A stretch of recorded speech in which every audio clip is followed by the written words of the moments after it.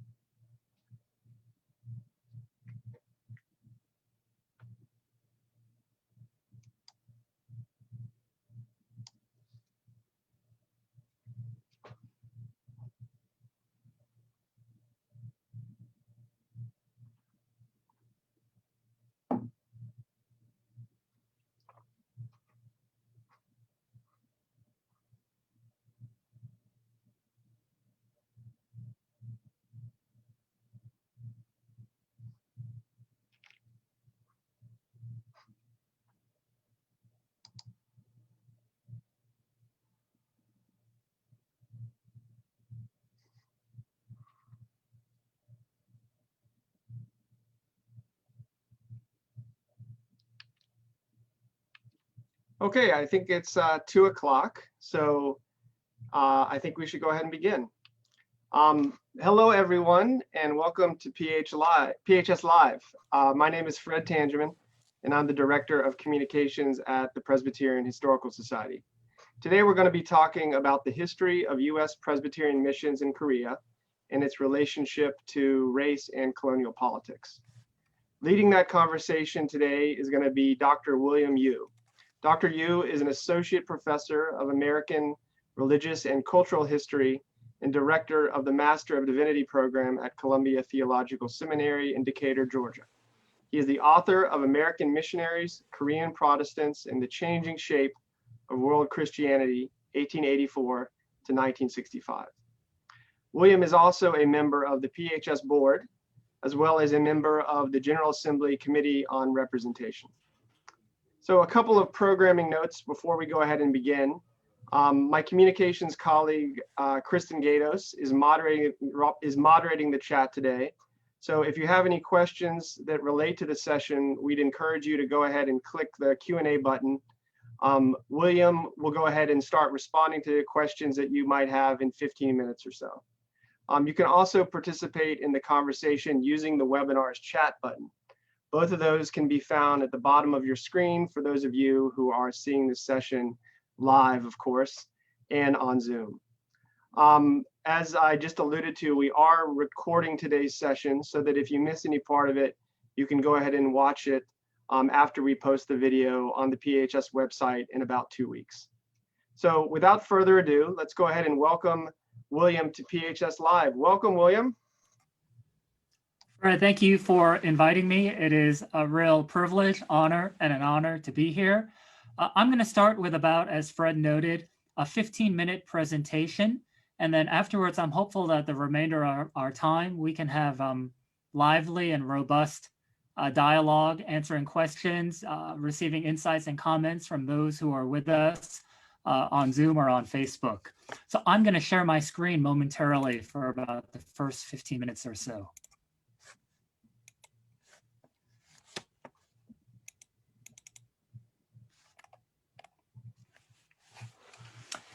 In 1884 and 1885, the first American Presbyterian missionaries, Horace Newton Allen and Horace Underwood, arrived in Korea. Despite their uncertainties about Korea, the missionaries were eager to begin their work. For centuries, Korea remained largely secluded from the rest of the world. Western merchants and missionaries had entered other Asian countries from approximately the 16th century, but Korea maintained an isolationist policy until signing its first foreign treaty with Japan in 1876 and Western nations in the 1880s. Some of the earliest Western reports called Korea, quote, the hermit nation, unquote, and, quote, the forbidden land, end quote. In 1885, George William Knox, a Presbyterian missionary in Japan, who had lobbied his denomination to send missionaries to Korea, conceded that he thought Korea was not nearly as attractive a mission field as Japan, because Korea was not, in his words, a great empire with a great history, but a rather weak people in comparison to her stronger neighbors, Japan and China. The Korean government allowed U.S. missionaries to enter their nation, but prohibited direct evangelism.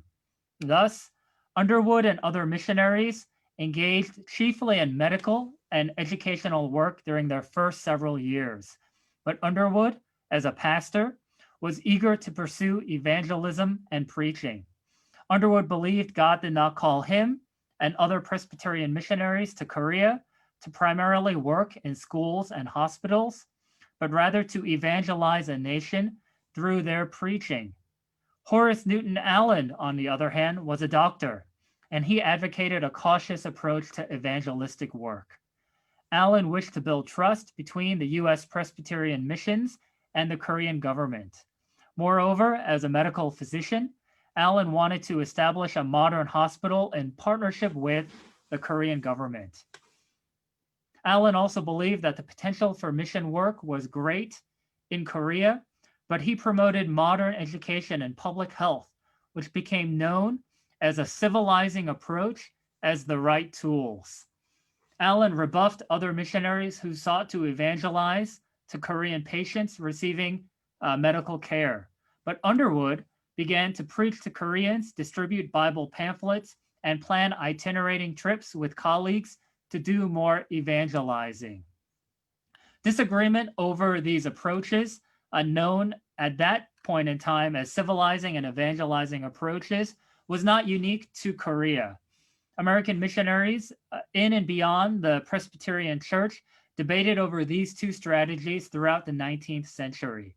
After inspecting overseas mission work in 1854 and 1855, Rufus Anderson, a Maine leader of the Multi-Denominational American Board of Commissioners for Foreign Missions, otherwise known as the ABCFM, shut down English language mission schools in various countries, such as India and Sri Lanka, because Anderson thought that they detracted from evangelistic work. In Korea, Allen and Underwood came into conflict over the two approaches. Each threatened to resign from the U.S. Presbyterian mission because of the other. Underwood thought Allen was too concerned about his hospital and his profile as a medical doctor. Allen thought Underwood was turning a blind eye to the real needs of the Korean people. As missionaries, Dr. Allen believed that they were bearing Christian witness in Korea by providing educational and medical facilities.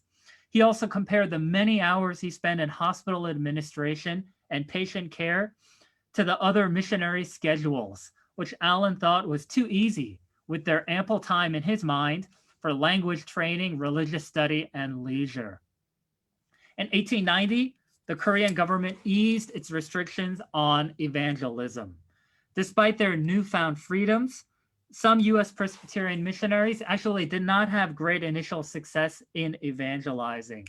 Samuel Austin Moffat, a Presbyterian missionary who arrived in Korea in 1890, discovered in his first months in Seoul that their mission struggled to sustain their educational, evangelistic, and medical endeavors.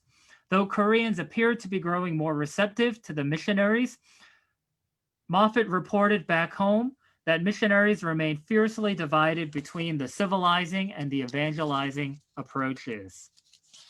After 10 months in Seoul, Moffat wrote the U.S. Presbyterian Board of Foreign Missions for permission to establish a new mission station in Pyongyang in present-day North Korea. Moffat wished to leave the missionary community in Seoul and begin afresh in Northern Korea without the arguments about strategy. Unlike Allen, Moffat prioritized evangelism over education and medicine. Some of Moffat's missionary colleagues agreed with him, and they almost refused the gift of 10,000 US dollars in 1900 that was earmarked to establish a medical school affiliated with the mission in Korea. Between 1895 and 1909, U.S. missionaries had greater success in Korea with, in their minds, increased numbers of Korean conversions to Christianity. By 1900, the U.S. Presbyterian Mission Station in Pyongyang alone counted over 10,000 Korean members. According to James Gale, a Presbyterian missionary, a part of the Northern U.S. Presbyterian denomination who originally hailed from Toronto, Canada, he said the number of Korean Christians rose to approximately 161,000 in 1909, after a wave of revivals 2 years earlier in 1907.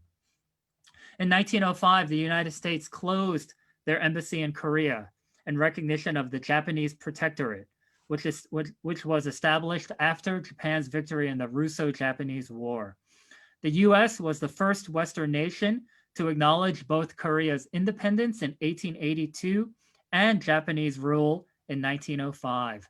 U.S. President Theodore Roosevelt supported Japan's takeover and believed that Japanese conquest would curb Russian power in Asia and also benefit Koreans with civilizing reforms.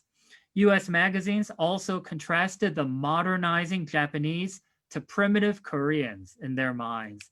For example, in 1905, a U.S. correspondent in East Asia compared the two nations. Quote, "The first thing that strikes a traveler in going from Japan to Korea is the extraordinary contrast between the cleanliness, good order, industry, and general prosperity of one country and the filthiness, demoralization, laziness, and general rack and ruin of the other." American missionaries held an ambivalent view of Korea. Their accounts initially resembled reports by U.S. diplomats, visitors, and journalists. They saw Korea as underdeveloped, impoverished, and caught in an intricate web of geopolitical struggle in East Asia, with Japan, China, and Russia all seeking hegemony over Korea until Japan formally annexed Korea as its colony in 1910.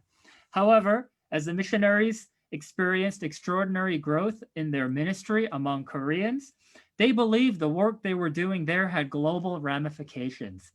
Missionaries began calling Korea, quote, the Palestine of the Far East, end quote. In the biblical era, God's message emerged from Palestine, a weak nation surrounded by larger ones. Similarly, they thought Korea, though small and feeble from a geopolitical perspective, held great promise as a nation where U.S. missionaries could preach the gospel, heal the sick, and potentially transform an entire society. Yet one area of tension for the American missionaries concerned politics and the Korean independence movement. While sympathetic to Korea's geopolitical plight, American missionaries insisted that Korean Christians focus on religious expansion rather than political resistance. Whereas some Korean Presbyterians were inspired by the liberating message of Christ as deliverer to fight against their imperial rulers, U.S. Presbyterian missionaries believed the most faithful approach was to imitate the example of Christ's earthly ministry, in which he traveled throughout the Roman Empire, healing and teaching people without interfering in imperial politics. At the end of the First World War, U.S. President Woodrow Wilson's calls for international justice and self-determination encouraged Koreans seeking independence. President Wilson's 1918 14-point speech championed a free, open-minded, and absolutely impartial adjustment of all colonial claims. In January 1919, Korean exiles in Shanghai sent an unofficial delegation to the Paris Peace Conference, in which diplomats from over 30 countries set the terms for the defeated Central Powers. 1 month later, 600 Korean students in Tokyo demanded Korean independence. In Korea, 33 representatives planned to sign a Declaration of Independence and stage a non-violent demonstration in Seoul on March 1st. At the event, Koreans took to the streets, waving Korean flags and shouting, "Long live Korean independence," or in Korean, manse. News of the protest ignited similar events throughout the country, a protest movement known as the March 1st movement. More than 2 million Koreans appeared at over 1,500 demonstrations. The massive Korean uprisings in 1919 surprised the U.S. missionaries, who had underestimated the intensity of Korean resistance, especially among the female students at their mission schools. As Koreans gathered in Seoul to protest, the teachers at one mission school for young women stopped students from participating. In another mission school, 100 Korean female students defied their American missionary teachers and marched toward the city gates, with hymn books in one hand and Bibles in the other, to pledge solidarity with their compatriots. Although Christians at this time comprised little more than 1% of the Korean population in 1919, 65%, approximately 65% of the Korean women arrested during the uprisings self-identified as Christian.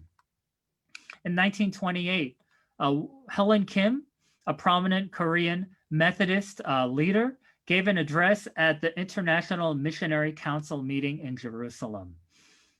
She advocated for the Korean independence movement in stating how the gospel had empowered Korean women to be bold leaders, in her words, quote, in all walks of life, not only in domestic life, but also in the industrial, commercial, political, and international life of humanity.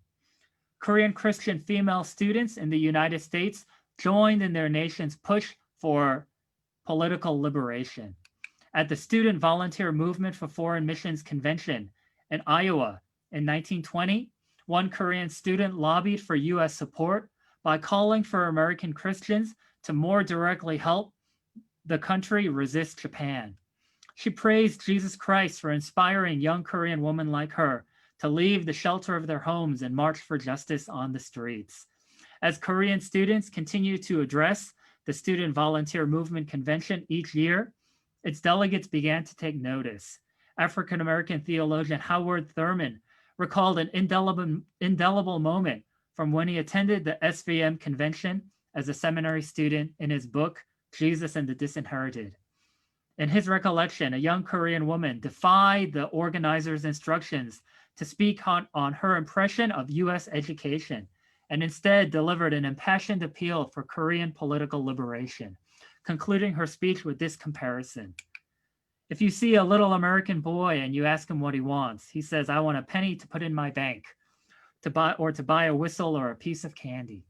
But if you ask a little Korean boy and you ask him what he wants, he says, I want freedom from Japan. Thurman, in his book Jesus and the Disinherited, then compared Koreans to the outcast Jewish minority in the Roman Empire and African Americans in the United States, arguing that the quintessential question of the disinherited in every age was to discern the right attitude toward the rulers who controlled and oppressed them. So Fred and Kristen, I'll conclude there, and I hope that we can open up the remainder of our time for questions, answers, and further comments and observations. That's great, William. Thank you so much. You went through, I think, a lot of history there in a great way, so that we can sort of get a handle on some of the central tensions that you see in a number of mission endeavors. But you spoke with detail to the Korean mission endeavor. As a first question I have, kind of to follow up with you, I'm very curious about, if you wouldn't mind jumping forward a little bit more into, you talked about the March 1st, 1919 movement and how there's a kind of political dynamic to the tension between the mission organizations in the United States and Koreans. Can you talk a little bit about the Korean War, which seems to me it also has a political dynamic to it, in the way that there arises tensions between the denomination in the United States and Korean Presbyterians at that time. So I know you've written about that in other places. Would you just speak to that a little bit as well? Oh, sure. Thanks, Fred. That's a good, hard, complex question. I hope not to go on too long, So yes, the Korean War. So we're fast forwarding approximately 30 years from the March 1st movement.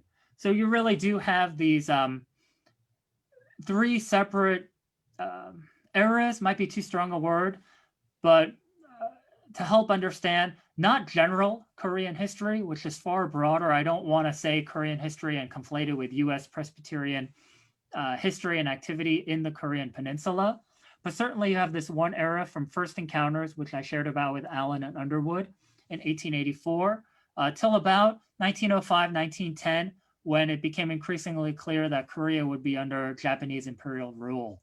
And then you have this other era from 1910 to 45, when Korea was colonized by Japan, and missionaries, the Presbyterian and Methodist U.S. missionaries as well, sought to do their work and negotiated and balanced the different tensions they had with how do we support the continuing religious work that our mission is trying to do, while also trying to steer clear of disturbing the Japanese imperial rulers because they wanted to remain in the country, and they recognized that they had to in some ways walk on this tightrope of supporting Koreans while also not falling on the wrong side of the Japanese imperial officers in Korea.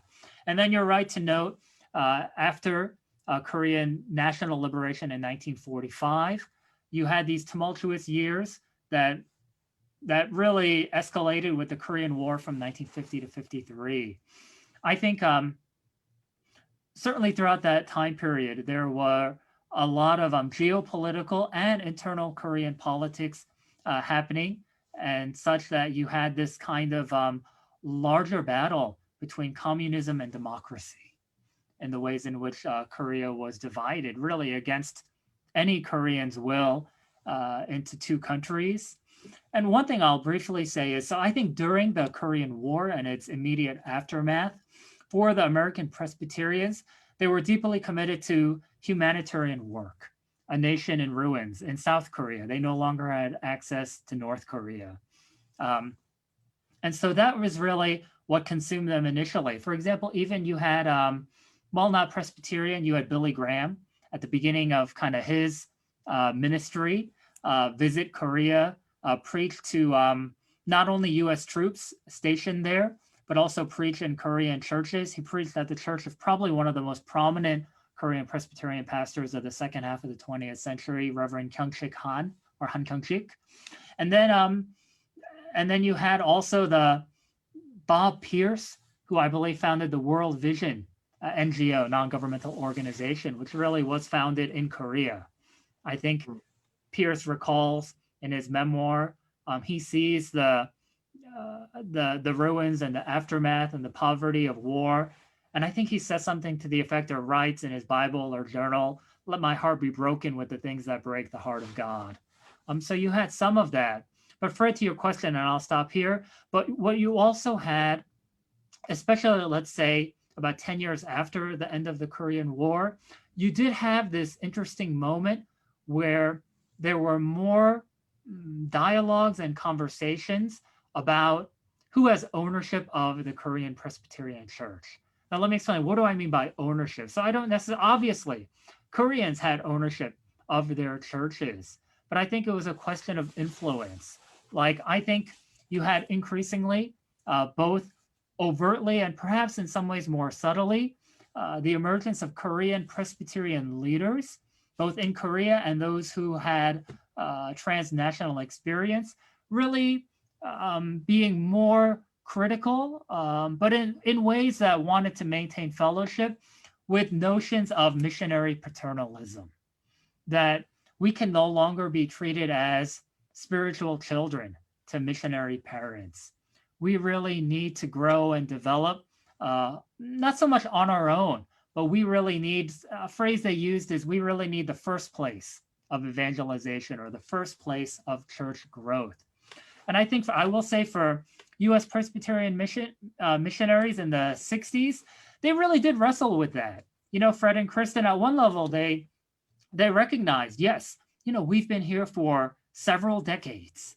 And certainly, ultimately, what's the goal of the mission? The goal of the mission is not to hold power over, but to be in partnership with. But in some ways, that was the public kind of declaration and preaching. And maybe that was even what they said to one another in conferences and in letters back home to the mission boards. But I will say in diaries and letters, they really wrestled with that in their hearts. They really thought, for example, you know, what do we do when the material resources, when the majority of the material resources come from U.S. Presbyterian financial resources that we're giving to the Korean mission? Like, who controls the majority of those resources? Do we simply hand it over to the Korean leaders? Do they, in their minds, and this is perhaps where their paternalism shown through, you know, do they understand financial budgets? Do they understand how to kind of manage all this money? Or should there still be a kind of hand-holding and shepherding process? And even there were questions about theology, questions about human authorship of the Bible. Like, how do we wrestle with more progressive notions of what's known as historical critical approaches to interpreting the Bible that move away from literalism, that recognize that there are several human authors to the Pentateuch, and that it cannot all simply be ascribed to the pen or the hand of Moses? Like, how do we help our Korean siblings negotiate those things? Isn't there still a place for us as U.S. missionaries? And I will say some missionaries thought, yes, perhaps as partner walking alongside. But I will say even into the 1960s, other missionaries did believe not alongside, but ahead of, that I am still teacher to pupil. So I think, Fred, that engages some of your question. So I'll stop there. Yeah, that's a great answer, William. And that is a tough one to answer in a succinct fashion, isn't it? If we had about 3 hours, you could probably go on and fill up that entire time going on with that. It strikes me that maybe a discussion for later that I'm fascinated by is the reverse mission process that sort of begins later into the 20th century, and how the influence starts to the wave starts to move in the other direction. And some of these questions are arising about the work of the Christian church in the United States, and how Korean Presbyterians can help with that. And so let me just put that down there and ask Kristen to go ahead and bring in some of the questions that we have from either the Q&A or the chat that we've been fielding. So Kristen, you want to take it away? Sure. We have a couple questions about the Korean Presbyterian Church in Korea. Joanna said that it's second in size only to the Presbyterian Church in the US, and she was wondering why Koreans were so receptive to Presbyterianism as opposed to countries like Japan, which is where her great-grandfather was a missionary. Oh, yeah, thank you. That's a great question. Again, there is no one direct answer. There are a lot of answers, but I hope, despite the complexity, that I can shine some clarity to this complexity, if you will. So one answer that I've seen in scholarship on world Christianity, scholarship on Korean Christian history, scholarship on the U.S. World missions in Korea is geopolitical, in the sense that Korea was, unlike many other nations in the 19th and 20th centuries, Korea was colonized by an East Asian country rather than a Western nation. For example, a lot of the European nations and their unjust involvement in the continent of Africa, such that Christianity did not, in some ways, carry the same kind of political, cultural, philosophical baggage, where the identity of the missionary and the missionary's religion was the same as the identity of the imperial conquestor, the conqueror's religion. So it was hard to determine. You had European missionaries come to certain countries, and some officials were using Christianity or appealing to Christianity as justification to colonize and rule over.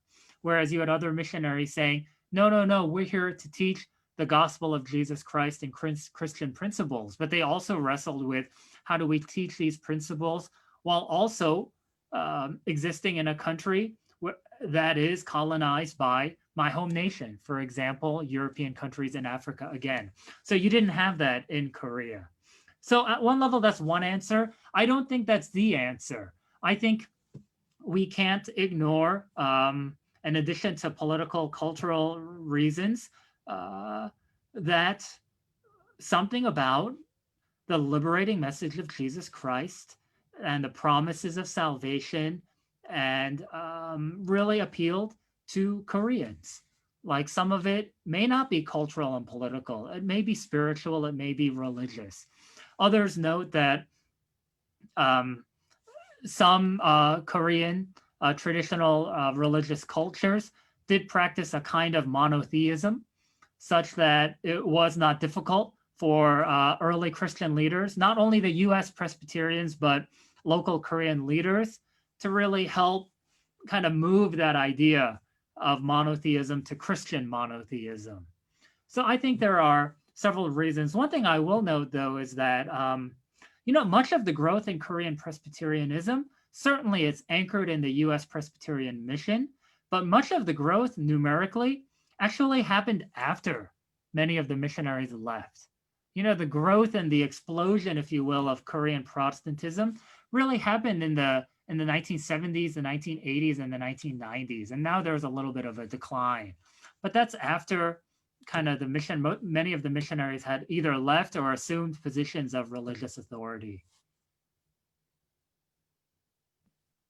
We have a question from Human. He was wondering if there was any effect in Korea from the Boxer Revolution in China, and how that may have interacted with the mission stations in Korea. Oh, thanks. That's a good question. I don't know with any real precision. So I can share it real briefly, more broadly. I do think again, I don't mean to say the local Korean Presbyterian and Protestant and other Christian leaders, but I will say from a US Presbyterian perspective, US Presbyterians were mindful of larger political developments happening throughout Asia, and particularly East Asia. And they did really wrestle with the recognition that among Protestants, largely, again, Presbyterians and Methodists. Even in mission schools and mission stations, there was what one Korean scholar notes, that despite their intent being religious, some of these mission stations and mission schools actually became a kind of hotbed or seedbed of Korean political independence movements. And so for the US Presbyterian missionaries at one level, they wanted to support Koreans in protesting against what they saw as human rights violations. For example, against police brutality that happened in the form of, for example, after the March 1st movement in 1919, Japanese police officers brutalizing Korean women in particular, Korean men as well. So they wanted to be mindful of that and support Koreans, but at the same time, they did not want to actively participate in the Korean liberation movement for a number of reasons for some. One is, I think they recognized what's known as this phrase, the realpolitik. I think they recognized, and I've seen it in some letters that some of the missionaries wrote back home to the US Presbyterian Northern and Southern Mission boards. They did really think that Japan was too powerful and there was not enough broad international support for the Korean independence movement to gain the momentum it needed to succeed in any real way. So they thought, even if I were to support this movement, it doesn't really have a chance to succeed. And then secondly, they were, as I shared earlier, really concerned about their missions being too closely identified with political endeavors. And I want to be careful about how I say this, but I do think this has broader, more general kind of application with kind of US world mission history. So I think at one point, Horace Underwood writes that there's a notion that the US Presbyterian missionaries, they don't want rice, quote unquote, rice Christians in Korea. Now, what's meant by that is they don't want people attracted to their mission and attracted to the Presbyterian religion because of the material offerings that the missionaries provided. In this case, rice for people in Korea who were hungry. We want to help meet the physical needs of the Korean people, but we don't want that to influence why, if they convert to Christianity, that's not the reason why. We want it truly to be because of the spiritual promises of salvation. So similarly, we don't want Korean independence movement Christians. We don't want people attracted to our Presbyterian schools and our mission stations because they believe that this is a vehicle primarily for political liberation. We really want people to come so that they can truly experience the grace of Jesus Christ and have a spiritual conversion. And I recognize, getting back to the Boxer Rebellion question, that's quite, I think, controversial in 2020. And I will say, even beginning in the 1930s, if not earlier, it was controversial in US Protestant missions in China. In China, there was a real movement that what they saw as a narrow parochial focus on kind of religious conversion wasn't what missions were supposed to be about. Kind of back to Horace Allen's notion, missions really is about meeting social needs. And through meeting social needs, that can be our Christian witness. Like, what determines success in a mission field? Is it the number of converted local people, in this case Korean, or is it people who are healed, who may never come back to the mission station to pray to the Christian God? Is it people who are educated in schools so that they can have successful careers, not in religious endeavors, but in secular society? Like, what's the true mark of what determines a successful mission? And I will say, in the US Presbyterian missions in Korea, they really saw what in their minds the most faithful marks, even into the 1950s and 60s, was that notion of religious conversion. Not that schools and hospitals are bad, but we got to keep the main thing, which is Christian education, and in some ways, keeping track of the number of converted local Korean persons. Richard asked who the Korean Christians involved in the March 1st, 1919 declaration were. Were they pastors? Were they lay people? Were they men and women? Or were they not were they disaffected Christians? And as a follow-up to that question, he was wondering if the missionaries in Korea at the time were divided or united in their support of the independence movement. Oh, the latter question, I don't know. That's a good hard question too. In terms of again, I don't want to present Korean Presbyterians or Korean Christians as a monolith. They're a diverse, multifaceted group in the same way any other group of Christians are or were. But I will say, I don't have it exactly at the top of my head, but I think approximately half of the 33 signers of the Korean Declaration of Independence in 1919 self-identified as Christian, whether Protestant, Presbyterian Methodist, or Roman Catholic.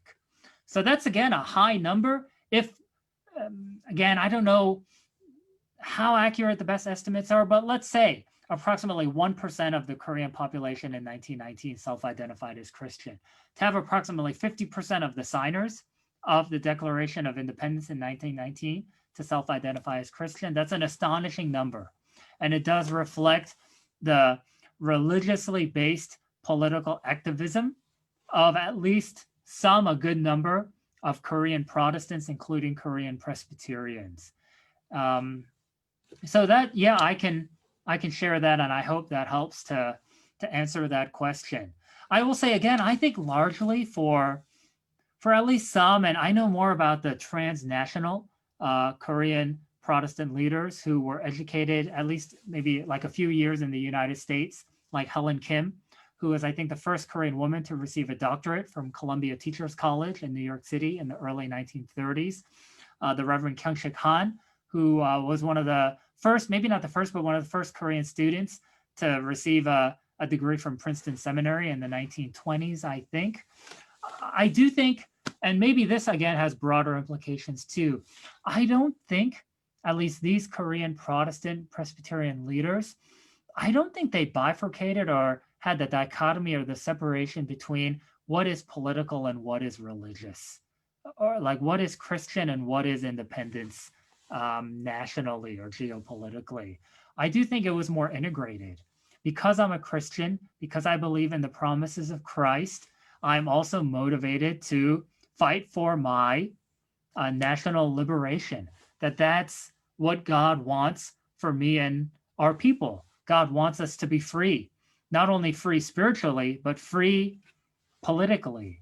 And I think that gets to a larger tension that we've seen not only in the Korean Peninsula, but all over U.S. Presbyterian World Missions. And I will say, getting back to Fred, one of your earlier points, even race relations in the United States. Like, what is religious, what is spiritual, what is political? And how different Presbyterians, for example, some really have clear boundaries. For me, what happens in my church is religious and can't be political. For others to note what is religious and what is political, they're almost one and the same. Like, evangelism has to care deeply about the person's soul, but evangelism also cares deeply about the body that soul inhabits, and cares deeply about equal access to educational opportunities, right? Equal access to employment opportunities, equal access to public facilities, which was denied persons of color, and particularly just the long history of anti-Black racism in this country, like access to clean water, a living wage, like all these things that are both spiritual, but what are the means to get access to these very moral issues? It happens through political involvement. So how do religious people, how do Presbyterians, people of faith, engage that? And I think that's a question in which the U.S. missionaries there in Korea, and at least some of the Korean Presbyterian leaders themselves, they disagreed on, right? The U.S. missionaries had these boundaries that some Korean Presbyterian leaders really saw as not sustainable.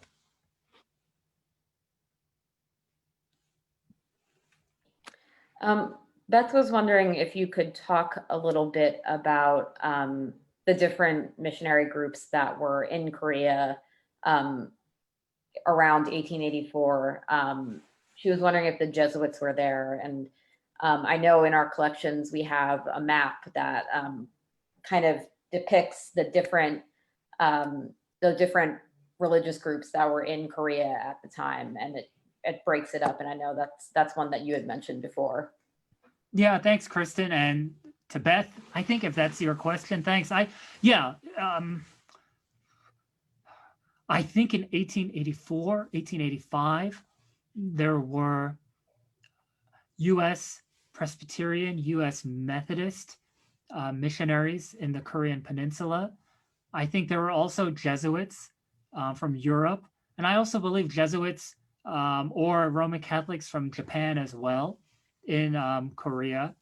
And I think certainly by 1910, you had Australian Presbyterians and Protestants, you had Canadian Protestants, you had British Anglicans, all in Korea doing mission work. So you had several different denominations, and also denominations across different Western, if you will, nations in Korea. And so I think, I can't remember the exact date, but early in the 20th century, they did begin to have what became known as these comity, C-O-M-I-T-Y, not comedy as in haha funny, but they had comity agreements in which different groups recognized it's confusing to have all of these different mission stations, foreign mission stations, if you will, in the same regions. So in some cases, for example, between U.S. Presbyterian missions and U.S. Methodist missions, and there were 4, because the Methodist and Presbyterian traditions in the U.S. were still divided regionally, though not just regionally, but regionally with divides over enslavement and the U.S. Civil War. So for example, you had the Methodist Episcopal Church and the Methodist Episcopal Church South, MEC, MECS.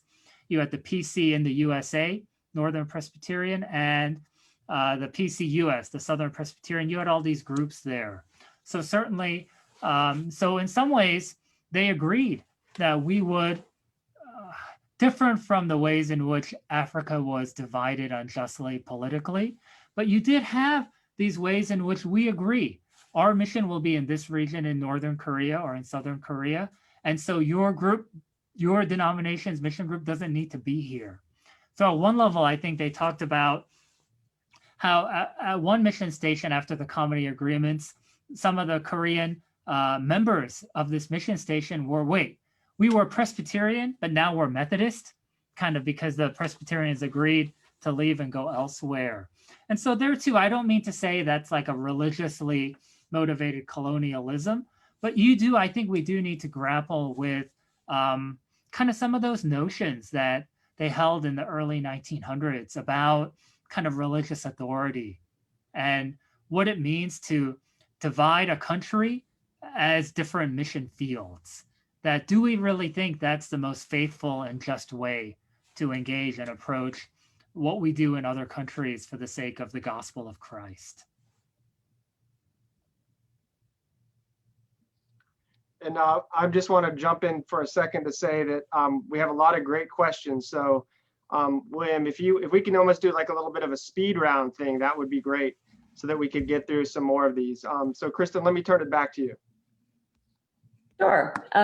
Just as a follow-up to that, Beth was wondering what was happening in Korean politics in 1884 that relaxed relationships with the West.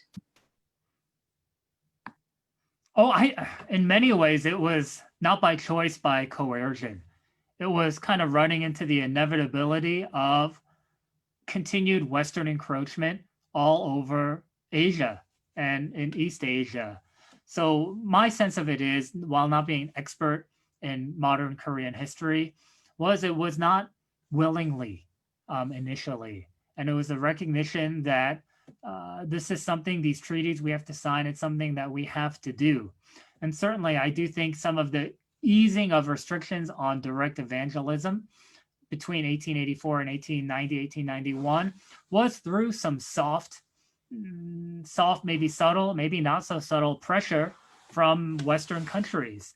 who were looking to sign and enforce these treaties with Korea that promoted both commerce and also sought to increase freedoms for Western missionaries to do their work.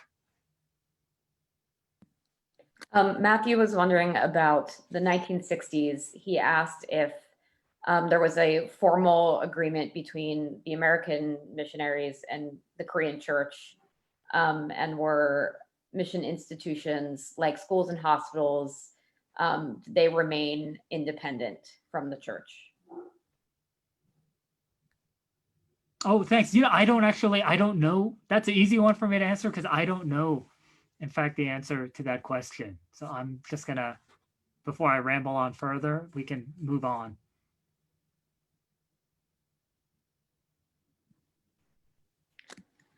Was there a difference in the religious affiliation of 1919 leaders versus the participants? And you may have talked about this earlier. And did the composition change over the years after 1919?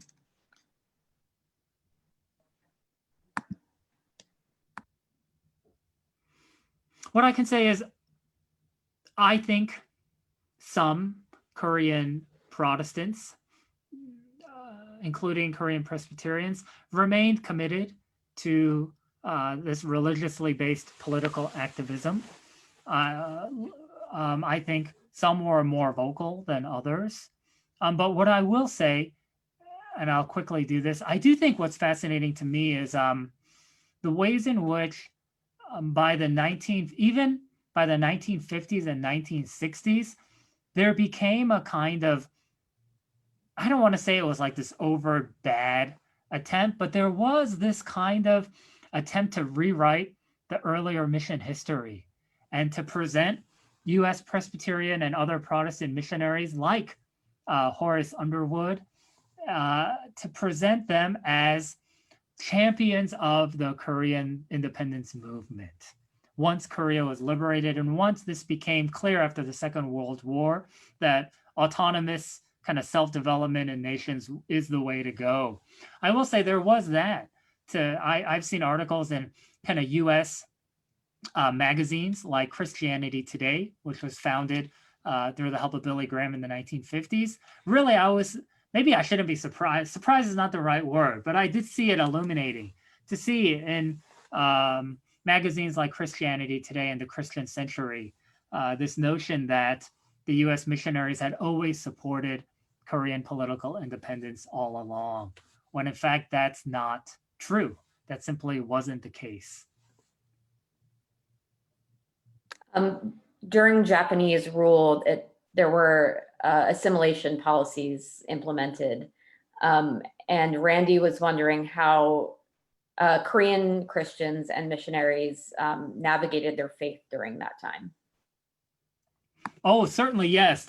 With persecution, martyrdoms of Korean Christians who did not relent in their practice of the Christian religion, did not recant.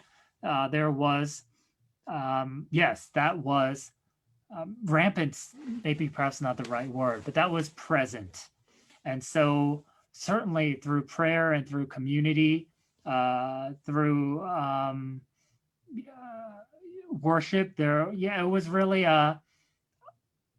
cries for not only freedom and independence, but cries to God, asking God to help sustain, to help protect on two levels. One is the physical body, but two is to protect my spiritual soul so that in the face of pressure, I will not give up my Christian faith.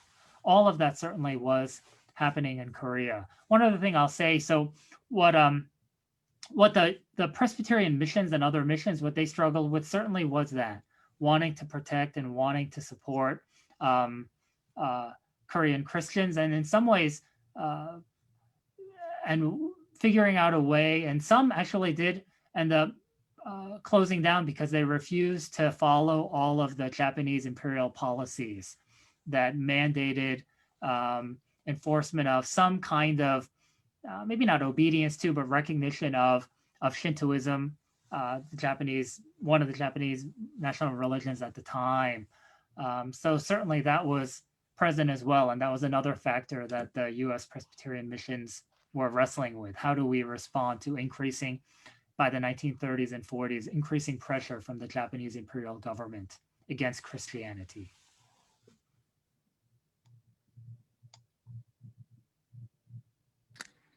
Miriam, I think she was looking for clarification. She thought that in Pyongyang, the Presbyterian Church planned to turn over ruling of the church to Koreans in 1907. And she was just wondering if that was the case or if that was not the case. Oh, thank you. Yes and no. I think yes, in the sense that I agree that that was an agreement. That was something, for example, that Samuel Austin Moffat, who probably became the preeminent US Presbyterian leader in the US Presbyterian mission in Pyongyang, but really it was difficult in practice, especially as the Pyongyang mission really grew. I think some called it the Jerusalem of Korea, recognizing all of the spiritual growth and also even all of the schools and hospitals and everything else going on there, and the Western style homes that the missionaries lived in. So yeah, so 1907, certainly that's right. There was, or around then, I don't know exactly, when there was this idea, we've got to turn it over. But even into the 1930s, Moffat was reluctant. Like, it's that kind of double-edged sword. As it continued to grow, it was evidence that Koreans were excited and interested and invested in the mission station as a Christian kind of community, but the recognition of not wanting to give it up because it kept growing, and the management of it became more complex, if you will. And I think I've seen in some private interactions that were recollected in diaries and letters, some Korean Presbyterian leaders did kind of, maybe gently, but call out someone like Samuel Austin Moffat and say, like, in some ways, you're kind of becoming one of the hindrances to Korean Christian leadership in our own country, because you won't leave and you won't give up authority. But it's like one thing to give up authority, it's another thing to give up property. And I think there's where you had kind of the rubber meets the road. And you have to understand these Western style missionary homes, even as early as 1890s, they really were seen by the larger Korean public as fairly kind of luxurious and glamorous compared to existing Korean standards. That was actually a pretty heavy criticism that other Westerners who had visited Korea, I think there was a journalist named Angus Hamilton, I might not get the first name right, but when he was from Britain and he went to Korea, he was like, these American missionaries, this is wild. They are living like queens and kings here in Korea. They have the nicest homes in Korea. And it seems like that doesn't seem to be something that's helping the mission, but it seems to be a stumbling block, because it is connecting Christianity with material wealth. And even one, and I promise it's the last thing on this question, even one, I think it was a US Methodist woman missionary. I think her name is Maddie Wilcox Noble. I might not have the name exactly right, but even I think she recounts in her diary that she had a Korean kind of helper, someone who helped with household chores in her Western style missionary home.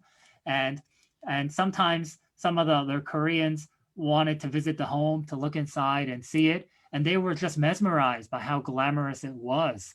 And I think she recounts something like the Korean woman who was working for her kind of scolded the other Koreans who wanted to see the home and shooed them away, and said something like, yeah, this is a beautiful home. And it's a beautiful home because the missionary who lives here believes in Jesus Christ. Kind of like, and so I think that was a real reality. Again, to get to your question of why, one reason why of many, that the US Presbyterian and Methodist missionaries were reluctant to follow through on their commitment of handing over authority and handing over property to local Korean leaders when they were ready. I think we have time just for one more question. Bill Laws was wondering how we can use Pan-Asian appreciation to counteract the heavy baggage of U.S. connection to colonial mistakes in Korea.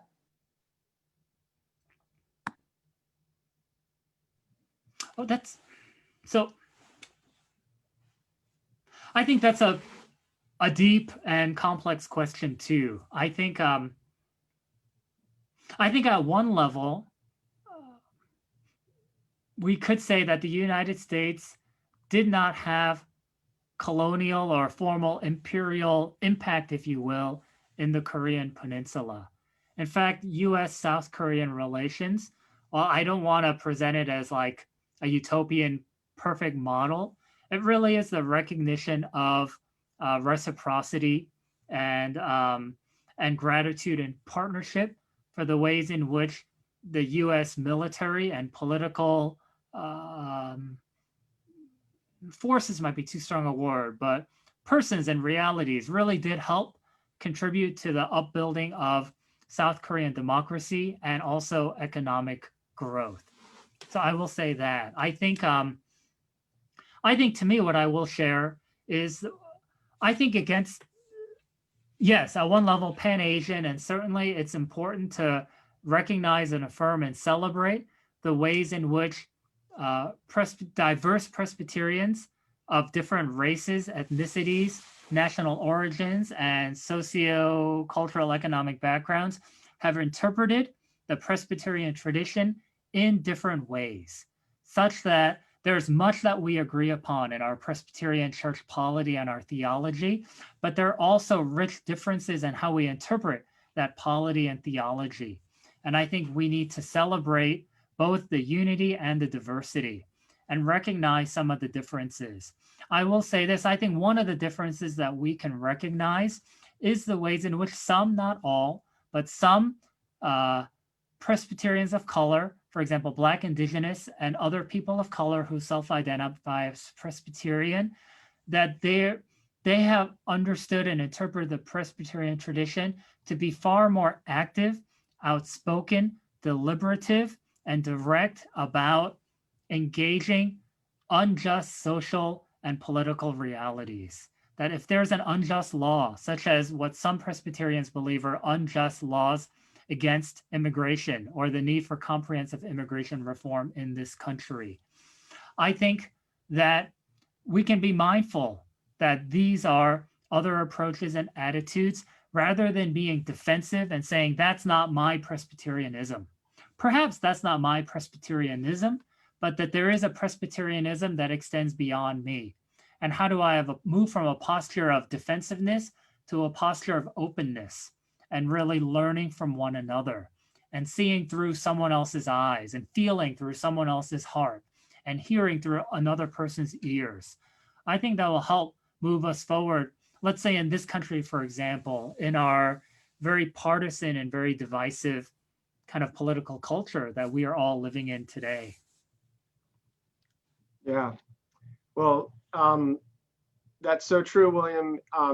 Spoken good words from somebody living in Georgia right now, where a lot of the national attention has gone around those domestic tensions that are political in nature. One of the things I want to do first off is apologize to anybody who we did not get a chance to field your question or to pass it on to William.